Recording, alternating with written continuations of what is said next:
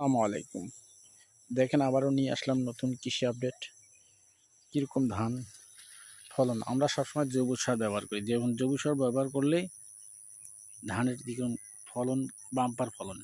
এরকম জৈব সার ব্যবহার করুন।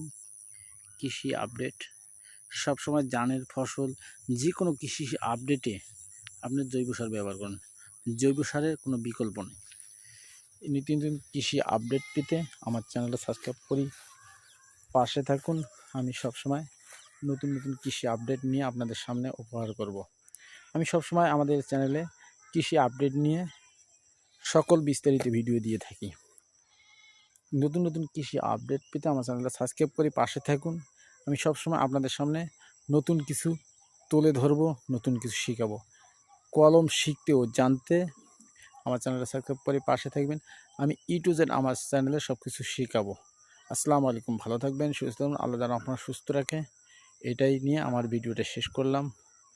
সবাই দোয়া করবেন, এরকম আমি যেন নিত্য নতুন কৃষি আপডেট আমার চ্যানেলে সবসময় আমি নিয়মিত আপডেট করতে পারি, আপনাদের ভালো কিছু শেখাতে পারি, দেখাতে পারি।